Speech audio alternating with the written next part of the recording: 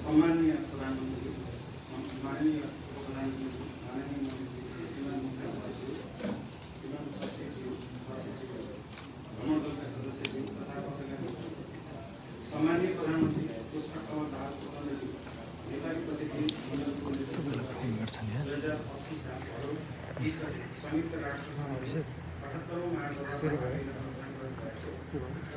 महासभाको कार्यक्रम पश्चात पूर्व निर्धारित कार्यक्रम सम्बन्धी जनवादी गणतन्त्रका महासचिव प्रधानमन्त्रीज्यूको मैत्रीपूर्ण निमन्त्रणामा चीनको औपचारिक भ्रमण सम्पन्न गरी आज सम्माननीय प्रधानमन्त्रीज्यू एवं भ्रमण दलका सबै सदस्यहरूलाई म सूचना र प्रसारण विभागको यस भ्रमणका सम्बन्धमा सम्माननीय प्रधानमन्त्रीज्यूबाट सम्बोधन हुनेछ। सम्माननीय प्रधानमन्त्रीज्यूको सम्बोधन पश्चात पत्रकार मित्रहरूलाई आफ्नो समाचार मीडिया संस्थाको परिचयसहित प्रश्न राख्न सकिने बेला अनुरोध गर्दछु र अब म सम्माननीय प्रधानमन्त्रीज्यूलाई यी भ्रमणका सम्बन्धमा सम्बोधन गर्ने सादर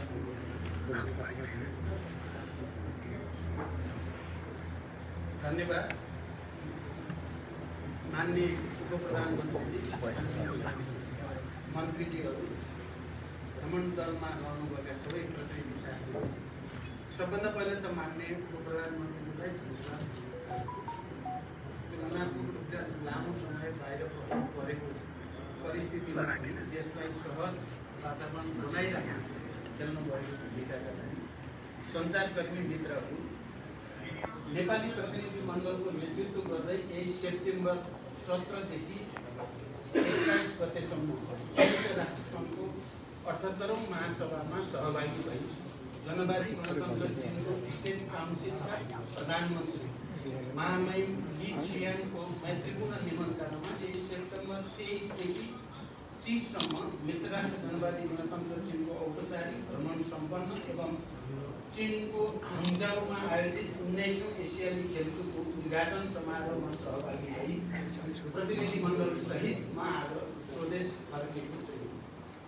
यो भ्रमण तथा कार्यक्रमका सम्बन्धमा न्युयोर्क स्थित नेपाली नियोग एवं चीन स्थित नेपाली दूतावास तथा लासा र छेन्डुमा रहेका महावाणिज्य दूतावासहरूबाट जारी गरिएका प्रेस विज्ञप्तिहरू तथा भ्रमण टोलीमा रहनुभएका सञ्चारकर्मीहरूबाट प्रेषित समाचारहरूबाट यहाँहरूले विस्तृत जानकारी प्राप्त गरि नै रहनु भएको छ। आज म यी दुई भ्रमणका बारेमा संक्षिप्तमा यहाँहरूलाई आधिकारिक जानकारी गराउन चाहन्छु। सर्वप्रथम म मित्रराष्ट्र चीनको भ्रमणबाट सुरु गर्न चाहन्छु। मित्रराष्ट्र चीनको औपचारिक भ्रमण चीनका महामहिम राष्ट्रपति सी जिनपिङले 2019 मा गर्नुभएको नेपाल भ्रमण पछिको नेपालबाट गरिएको पहिलो उच्चस्तरीय भ्रमण हो। कोभिड-19 महामारीका कारण लामो समयदेखि उच्चस्तरका भ्रमणहरू नभइरहेको सन्दर्भमा मेरो र प्रतिनिधि मण्डलको भ्रमणले नेपाल र चीन बीच आपसी विश्वासको वातावरणलाई थप सुदृढ गर्दै दुवै देश बीच रहिआएको ऐतिहासिक सम्बन्धको समग्र पक्षलाई थप प्रगाढ बनाउन महत्त्वपूर्ण भूमिका खेलेको विश्वास हामीले दिएका छौँ। यस भ्रमणका दौरान चीनका महामहिम राष्ट्रपति तथा प्रधानमन्त्रीसँग सारभूत पक्षमा भएको छलफलबाट नेपाल चीन सम्बन्धलाई थप उचाइ दिन मद्दत पुगेको छ। विगतमा भएका समझदारीहरूको कार्यान्वयन गर्दै लैजाने प्रतिबद्धता पनि व्यक्त गरिएको छ। संयुक्त राष्ट्रसङ्घको 78औं महासभामा सम्बोधन गरी म 19औं एसियाली खेलकुदको उद्घाटन समारोहमा सहभागी हुन अमेरिकाको न्युयोर्कबाट चीनको हाङजाऊ पुगेको थिए। उद्घाटन समारोह सुरु हुनु पूर्व चीनिया राष्ट्रपति सी जिनपिङसँग प्रतिनिधि मण्डल स्तरमा वार्ता भयो। अत्यन्त हार्दिक र सौहार्दपूर्ण वातावरण सम्पन्न उक्त द्विपक्षीय वार्तामा दुवै देशका विद्यमान अवसर र सम्भावनाहरूको भरपूर सदुपयोग गर्दै आपसी सम्बन्धलाई थप गहिरो बनाउने विषयमा सघन छलफल गरियो।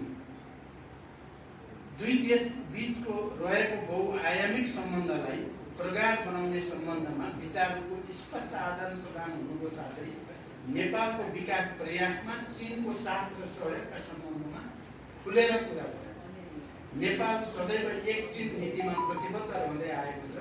सो विषयलाई पुनः पुष्टि गर्दै नेपाल चीन बीचको सम्बन्ध, पञ्चचीनको सिद्धान्त, असल मित्रता, आपसी साझेदारी र सम्मान तथा अन्तर्राष्ट्रिय मूल्य मान्यता र कानुनमा आधारित रहने र भविष्यमा यो सम्बन्धलाई अझ उचाइमा लैजाने दिशातर्फ दुवै पक्षले गर्नुपर्ने कार्यका बारेमा पनि गहन छलफल गरियो। सन् 2026 सम्ममा नेपाल अति कम विकसित देशहरूको सूचीबाट विकासशील राष्ट्रमा स्तरोन्नति हुने सन्दर्भमा चीनले गरिबी निवारण र आर्थिक समृद्धिको क्षेत्रमा हासिल गरिएको अद्वितीय सफलताको सन्दर्भमा चीनसँगको व्यापार, लगानी, अन्तर्देशीय यातायात सञ्जाल र आर्थिक सामाजिक साझेदारी वृद्धि गर्दै लैजाने दिशातर्फ हाम्रो सम्बन्ध केन्द्रित रहनुपर्ने मैले राखेको धारणाप्रति महामहिम राष्ट्रपतिले चीनको पूर्ण समर्थन रहने जनाउनु भएको छ। उक्त भेटमा नेपाल चीन बीचको जनस्तरको सम्बन्धलाई प्रगाढ बनाउन पोखरा अन्तर्राष्ट्रिय विमानस्थलमा चीनबाट सोझै हवाई उडान गर्ने र दुई देशको उड्डयन निकायहरू बीच सहकार्य गर्न प्रोत्साहन गर्ने बारेमा सकारात्मक छलफल हुनुको साथै असल मित्रका रूपमा दुई देश बीच भएका समझदारीहरू र अन्तर्राष्ट्रिय मूल्य मान्यता र सिद्धान्तमा आधारित भई अगाडि बढाउने कुरा भएको जानकारी पनि म गराउन चाहन्छु। सोही दिन विभिन्न देशका राष्ट्र प्रमुख तथा सरकार प्रमुख एवं उच्चस्तरीय प्रतिनिधिको उपस्थितिमा राष्ट्रपति सी जिनपिङद्वारा भएको 19औं एसियाली खेलकुद प्रतियोगिताको उद्घाटन समारोहमा सरिक भई नेपाली खेलाडीहरूलाई हौसला प्रदान गर्ने अवसर प्राप्त भयो। यस प्रतियोगिताका विभिन्न विधाका खेलकुदमा नेपाली खेलाडीहरूको उल्लेख्य उपस्थिति रहेको छ। सेप्टेम्बर 24 का दिन चीनको राजधानी बेजिङमा नेपाली राजदूतावास बेजिङको समन्वय तथा नेपाल उद्योग वाणिज्य महासंघ र चीनको अन्तर्राष्ट्रिय व्यापार प्रबन्धन परिषद CCPIT को संयुक्त आयोजनामा भएको नेपाल चीन व्यापार सम्मेलनलाई सम्बोधन गर्दै नेपालमा लगानीको उपयुक्त वातावरण रहेकोले नेपालमा प्राथमिकताका क्षेत्रमा लगानी गर्न चिनिया निजी लगानीकर्ताहरूलाई आह्वान गरेको छु। नेपालमा लगानीको प्रचुर सम्भावना रहेको र ती सम्भावनाहरूलाई मूर्त रूप दिन र लगानी संरक्षण गर्न नेपाल सरकार प्रतिबद्ध रहेको विश्वास दिलाएको छु। उक्त सम्मेलनमा चीन सरकारका प्रतिनिधिले सकारात्मक सन्देश प्रवाह गरेका थिए भने उद्योगी व्यापारीहरूको उत्साहजनक उपस्थिति पनि रहेको छ। सोही साँझ नेपाली राजदूतावासमा नेपाल र नेपालका शुभेच्छुक चिनिया मित्रहरूको समेत सहभागिता रहेको स्वागत समारोहमा सरिक भई नेपाल चीन सम्बन्धको वर्तमान अवस्था र सम्बन्ध सुदृढ गर्न सरकारले चालेका कदमका बारेमा जानकारी गराउँदै दुई देशबीच सम्पन्न सहमति र समझदारीको कार्यान्वयन लगायत विषयका समग्र पक्षमा सक्रिय रूपमा काम गर्न दूतावासलाई निर्देशन दिएको छु। सेप्टेम्बर 25 मा चिनिया प्रधानमन्त्रीले मेरो सम्मानमा ग्रेट हल अफ द पिपुलमा आयोजना गरेको औपचारिक समारोह सहित स्वागत गरियो। सो अवसरमा 19 तोपको सलामी सहित चिनिया थलसेना, नौसेना र हवाई सेनाका टुकडीले नेपाल र चीनको राष्ट्रिय गान सहित सम्मान अर्पण गरेको थियो। औपचारिक स्वागत समारोह पश्चात चिनिया समकक्षी महामहिम ली छियाङसँग प्रतिनिधिमण्डल स्तरीय द्विपक्षीय वार्ता भयो र सहकारीका विविध विषयहरूमा सविस्तार छलफल गरियो। यस सम्बन्धमा नेपाल र चीनका तर्फबाट जारी संयुक्त विज्ञप्तिबाट समेत यहाँहरूलाई जानकारी भएको नै हुनुपर्दछ। उक्त द्विपक्षीय वार्ता मुख्यतः नेपालको उत्तरी सीमा क्षेत्रमा विकट गाउँहरूमा चीन तर्फबाट प्रसारण लाइन निर्माण, नेपाल र चीनको सिमानामा रहेको भूभागमा केन्द्रीय विद्युत प्रसारण प्रणालीबाट विद्युतको पहुँच पुर्याउन नसकिने स्थानमा सौर प्रणाली जडान, विभिन्न स्थानमा सडक निर्माण तथा सडक स्तरोन्नति, स्वास्थ्य तथा कृषि क्षेत्रमा सहयोग विस्तार, कोभिड पछि अवरुद्ध भएका सबै साथै परम्परागत सीमा नाकाहरूको पुनः सञ्चालन, सीमा नाकामा नेपालतर्फ पूर्वाधार निर्माण, अत्याधुनिक प्रयोगशाला निर्माण जस्ता पूर्वाधार विकासका बारेमा केन्द्रित रहेको थियो। यसैगरी उक्त भेटवार्तामा विज्ञान र प्रविधिको क्षेत्रमा सहकार्य गर्ने, द्विपक्षीय व्यापार विस्तार गर्ने, पोखरा अन्तर्राष्ट्रिय विमानस्थलमा चिनिया सहरहरूबाट हवाई सेवा विस्तार गर्ने लगायतका विषयमा समेत गम्भीर छलफल भयो। नेपालको आवश्यकता अनुसार चिनिया पक्षले अरनिको राजमार्ग मर्मत परियोजनाको चौथो चरण सुरु गर्ने भएको छ। त्यसैगरी स्यापुरबेसी रसुवागढी सडक मर्मतका लागि चिनिया पक्ष तयार हुनुको साथै हिल्सा सिमीकोट सडकको सम्भाव्यता अध्ययन गरी अघि बढाउन दुवै पक्ष सहमत भएका छन्। दुवै पक्षले टोखा छहरे सुरुङ मार्गको सम्भाव्यता अध्ययनलाई तीव्र गतिका साथ अगाडि बढाउने कुरामा सहमति जनाउँदै काठमाडौँ चन्द्रपथ परियोजनाको दोस्रो चरणको कार्यान्वयनलाई तीव्रता दिने सहमति भएको छ। यसैगरी नेपाल चीन रेलवे सहयोगका लागि कार्यदलको 8औं बैठक छिटै आयोजना गर्ने सम्बन्धमा समेत सहमति भएको छ। उक्त वार्ता पश्चात देखाएका समझदारी पत्रहरूमा नेपाल र चीनका सम्बन्धित अधिकारीहरूबाट हस्ताक्षर भई आदान प्रदान गरिएको छ। हिल्सा सिमीकोट सडक परियोजना र नेपाल चीन पावर ग्रिड इन्टरकनेक्सन परियोजना सम्बन्धी समझदारी पत्र, शिक्षा विज्ञान तथा नवीनताका क्षेत्रमा सहकार्य सम्बन्धी समझदारी पत्र। 3 नेपालको राष्ट्रिय योजना आयोग र जनवादी गणतन्त्र चीनको राष्ट्रिय विकास तथा सुधार आयोग बीच सहकार्य सम्बन्धी समझदारी पत्र, कृषि पशुपन्छी तथा मत्स्य पालनका क्षेत्रमा सहकार्य सम्बन्धी समझदारी पत्र, शास्त्रीय महत्त्वका पुस्तकहरूको अनुवाद र प्रकाश सम्बन्धी समझदारी पत्र, हरित तथा न्यून कार्बन विकासका क्षेत्रमा सहकार्य सम्बन्धी समझदारी पत्र, डिजिटल अर्थतन्त्रका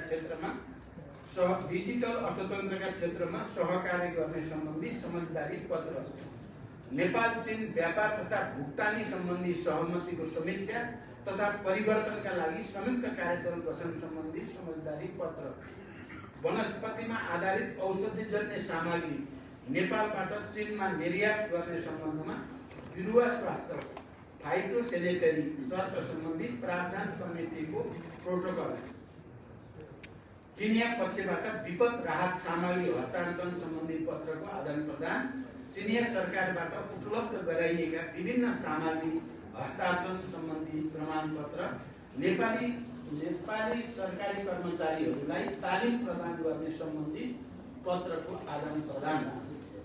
यसरी 12वटा समझदारी पत्रमा हस्ताक्षर भएको छ। 14 नेपाल र चीन बीच परम्परागत नाकाका अतिरिक्त अन्तर्राष्ट्रिय व्यापार नाकाहरू सुचारू गर्ने सम्बन्धमा चिनिया सरकारले कोराला नाका खोल्नुका साथै किमाथाङ्का र ओलाङचुङ गोला नाका पनि चाँडै सञ्चालनमा ल्याउने कुराकानी भएका छन्। मुस्ताङको कोराला नाकामा पूर्वाधार निर्माणका लागि चिनिया पक्षले सहयोग प्रदान गर्ने समेत कुराकानी गरिएको छ। तिब्बत र नेपाललाई रेल, सडक, हवाई सेवा, विद्युत प्रसारण लाइन, सूचना मार्ग सबै क्षेत्रबाट जोडेर trans Himalayan multi dimensional connectivity नेटवर्कको अवधारणालाई व्यवहारमा उतार्ने विषयमा छलफल भएका छन् र लासाबाट काठमाडौँ हवाई सेवा पुनः सुचारू गर्न समेत अनुरोध गरेको छु।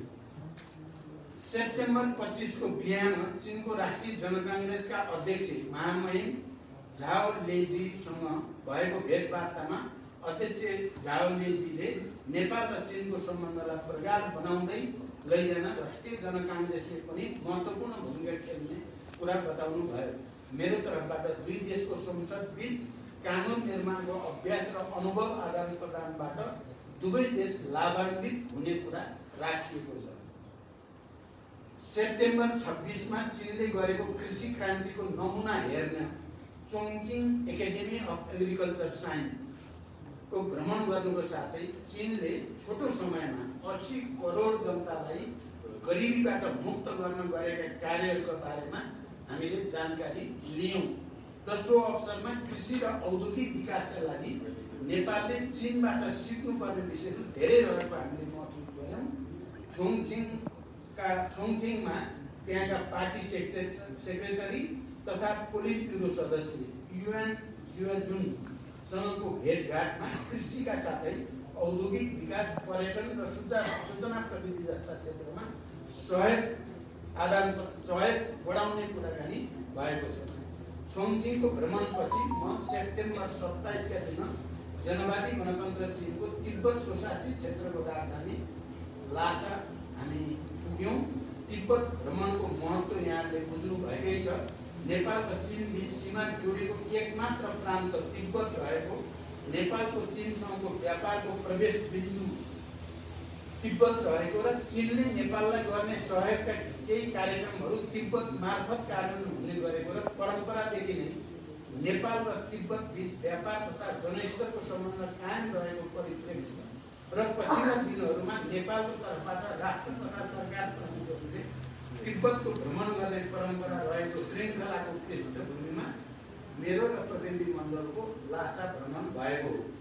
सो अवसरमा लासा स्थित नेपालको महावाणिज्य दूतावासले आयोजना गरेको स्वागत कार्यक्रममा भाग लिनुको साथै त्यहाँ स्थित नेपालीहरूको संस्था नेपाली दुःख निवारण संस्थाको प्रतिनिधि मण्डलसँग पनि भेटघाट भयो।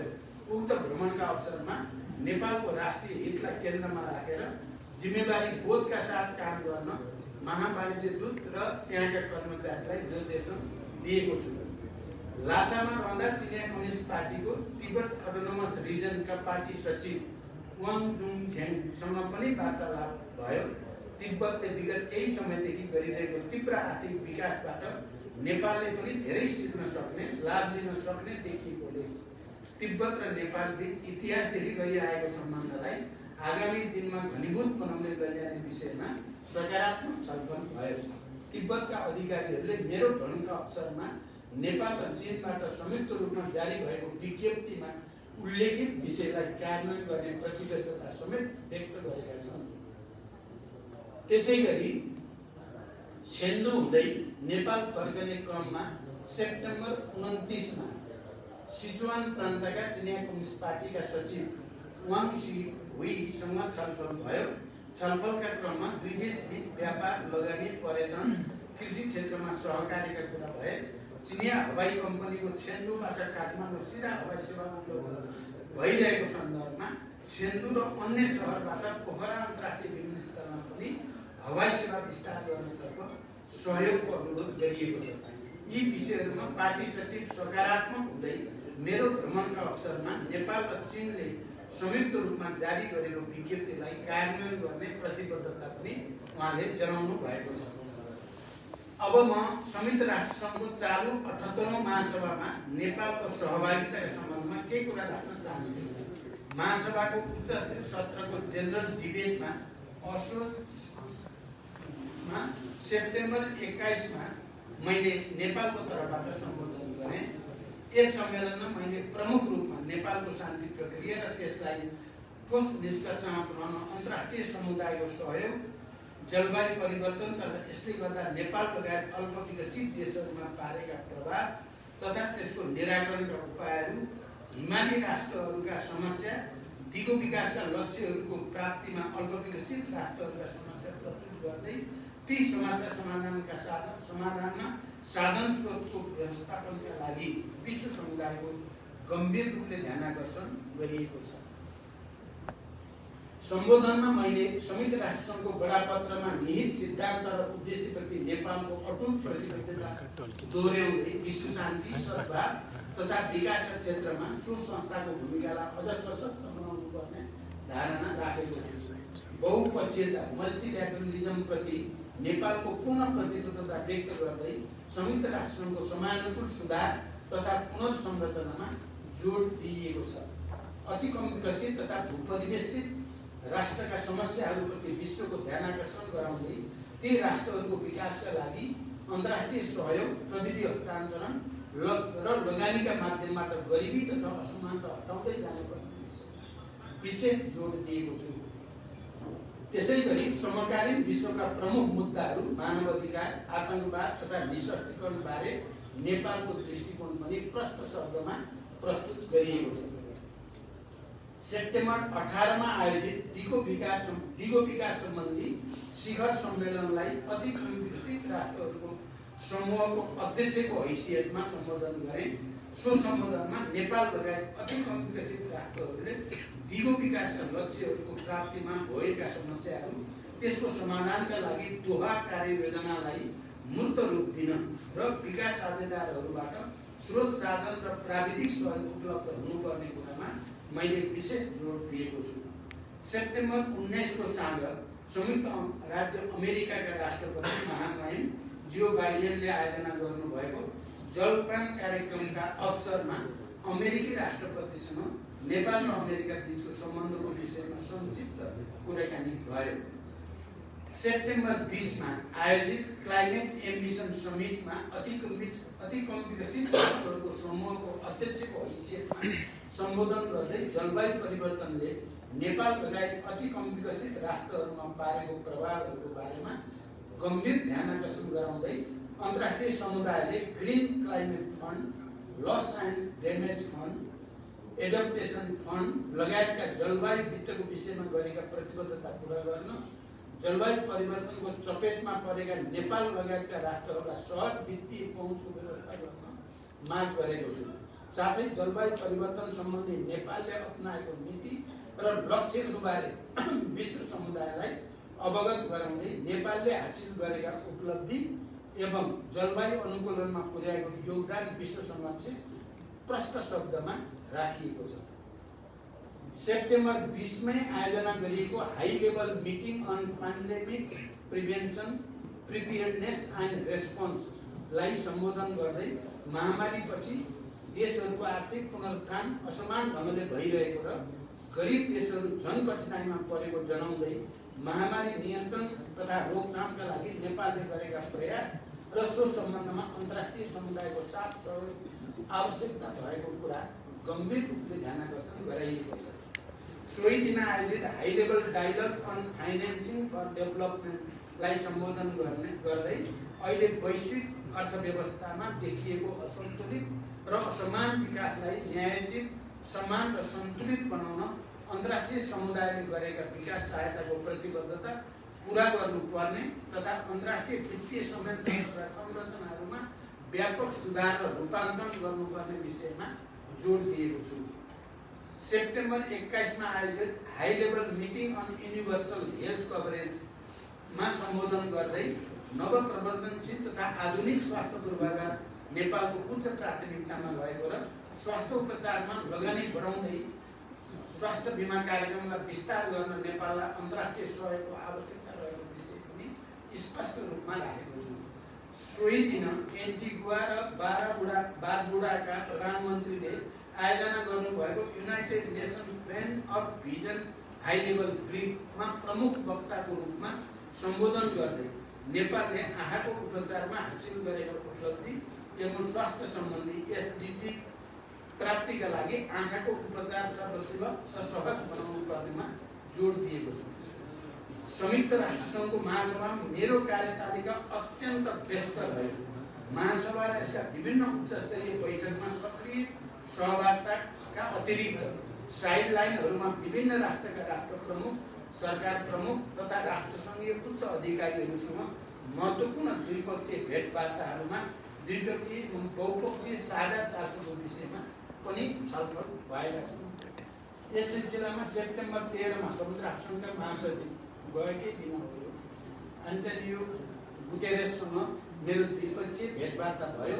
भेटको क्रममा नेपालको शान्ति प्रक्रियामा गरेको प्रगति, नेपालमा जलवायु परिवर्तनको प्रभाव न्यूनीकरणका लागि संयुक्त राष्ट्रसङ्घको सहयोग, संयुक्त राष्ट्रसङ्घको विकास र सुदृढीकरणमा नेपालको समर्थन तथा संयुक्त राष्ट्रसङ्घ अन्तर्गत शान्ति स्थापना कार्यमा नेपालले पुर्याएको योगदानको विषयमा छलफल भयो।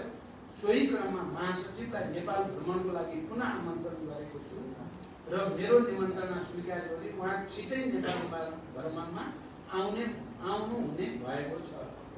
यसै सिलसिलामा श्रीलङ्काका राष्ट्रपति महामहिम रनिल विक्रमसिंघे, दक्षिण कोरियाका राष्ट्रपति महामहिम युन सुक युल, नर्वेका प्रधानमन्त्री महामहिम जोनास घर स्टोर, विश्व स्वास्थ्य सङ्गठनका महानिर्देशक डाक्टर टेड्रोस अधानोम, भूपरिवेष्टित मुलुक, अति कम विकसित मुलुक र साना टापु मुलुकहरूका लागि संयुक्त राष्ट्रसङ्घीय कार्यालयका उपमहासचिव श्री रबाब फतिमासँग द्विपक्षीय भेटघाट र आपसी हितका विषयमा विस्तारपूर्वक कुराकानी भएका छन्। त्यस्तै भ्रमण दलका सदस्य माननीय परराष्ट्र मन्त्री एनपी साउदले सेप्टेम्बर 21 मा आयोजित ministerial meeting of the least developed country LDC को अध्यक्षता गर्नुभयो। त्यसैगरी उहाँले ministerial meeting of the landlocked developing country preparatory ministerial meeting and the summit of future ministerial मिटिङमा अफ एसियन कोअपरेसन डायलगमा सहभागी भई त्यहाँ सम्बोधन गर्नुभयो। महासभाको साइडलाइनमा माननीय परराष्ट्र मन्त्रीले रोमानियाका परराष्ट्र मन्त्री, सर्बियाका उप प्रधानमन्त्री तथा परराष्ट्र मन्त्री, फिनल्यान्डका विकास सहायक मन्त्री, क्रोएसियाका परराष्ट्र मन्त्री तथा मालदिभ्सका परराष्ट्र राज्य मन्त्री, सीटीपीटीओका कार्यकारी सचिव र इन्टरनेसनल सीड अथोरिटीका महानिर्देशकसँग छुट्टा भेटवार्ता गर्नुभई द्विपक्षीय सम्बन्धका विभिन्न विषयमा छलफल र बहुपक्षीय मञ्चमा आपसी सहयोग अभिवृद्धिको बारेमा कुराकानी गर्नुभएको छ। यहाँलाई अवगत नै छ, संयुक्त राष्ट्रसङ्घीय शान्ति मिसनहरूमा सैनिक तथा प्रहरी पठाउने प्रमुख राष्ट्रहरूमध्ये नेपाल एक हो। हामीले 6 दशकभन्दा बढी समयदेखि निरन्तर यस्ता मिसनहरूमा सहभागिता जनाउँदै आएका छौँ। संयुक्त राष्ट्रका सम्बन्धित अधिकारीहरूसँग भएको भेटमा मैले शान्ति कर्मीहरूको सुरक्षा, बन्दोबस्तीका लागि भएको खर्चको समयमै शोध गर्न तथा निकासा लगायत नेपालले गरेको अटुट र उच्च तहको योगदानको कदरस्वरूप जिम्मेवार तथा उच्च पदहरूमा नेपालको समुचित प्रतिनिधि हुनुपर्ने विषयलाई प्रमुख रूपमा उठाएको छु।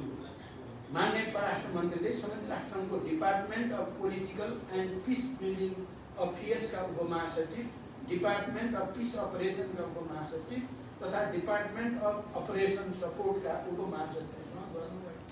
भेटमा पनि यस विषयमा गम्भीर छलफल गर्नुभएको छ। न्युयोर्कमा रहँदा त्यहाँ स्थित नेपाली महावाणिज्य दूतावास एनआरएन न्युयोर्कको च्याप्टरले संयुक्त रूपमा आयोजना गरेको कार्यक्रममा समेत सहभागी भयौँ। संयुक्त राष्ट्रसङ्घका लागि नेपालको स्थायी न्युयोर्क र न्युयोर्क स्थित नेपाली महावाणिज्य दूतावासको निरीक्षण गरी दुवै नियोगले गरेका कार्यहरूबारे जानकारी लिँदै नेपाल र नेपालीको हित रक्षा गर्दै आफ्नो कार्यक्षेत्रमा नियमहरूको सक्रिय भूमिका निर्वाह गर्न निर्देशन दिएको छु। समग्रमा दुवै भ्रमणका बारेमा भन्नुपर्दा दुवै भ्रमणहरू सफल भएको हामीले महसुस गरेका छौँ। चीनको भ्रमणले झन्डै 4 वर्ष लामो नेतृत्व तहबाट एक अर्को मुलुकमा उच्चस्तरीय भ्रमण नभएको स्थितिको अन्त्य भएको छ। उच्च स्तरमा भएको द्विपक्षीय वार्ताबाट छिमेकीहरूका संवेदनशील विषयहरूमा नेपालले पालना गर्दै आएको नीतिको पुनर्पुष्टि भएको छ। राजनीतिक तहमा विश्वासको वातावरण बनेको छ। पूर्वाधार निर्माण, व्यापार, लगानी तथा जनस्तरको सम्बन्ध विस्तारमा द्विपक्षीय सहयोग र सहकार्यलाई तीव्रता दिने मार्ग प्रशस्त भएको छ र अझ महत्त्वपूर्ण त नेपाल र नेपाली जनताप्रति चिनिया नेताहरूको सद्भावमा अभिवृद्धि भएको छ। त्यसैगरी संयुक्त राष्ट्रसङ्घको महासभामा प्रधानमन्त्री स्तरमा भएको सहभागिताबाट नेपालको शान्ति प्रक्रियालाई निष्कर्षमा पुर्याउन संयुक्त राष्ट्रसङ्घ र अन्तर्राष्ट्रिय समुदायको सद्भाव हासिल गर्ने, नेपालमा द्वन्द्वबाट शान्तितर्फ रूपान्तरणको सफल उदाहरणलाई अन्तर्राष्ट्रिय समुदायले उचित मान्यता दिनुपर्ने, दिगो विकासका लक्ष्यहरूको कार्यान्वयन तथा जलवायु परिवर्तनका प्रभावहरूबारे नेपाल लगायत अति कम विकसित मुलुकहरूका चुनौती र तिनको सम्बोधनका लागि विश्व समुदायको ध्यान आकर्षण गराउने विषयमा नेपाललाई यसपटक देखिने गरी प्रस्तुत गर्न सफलता मिलेको छ।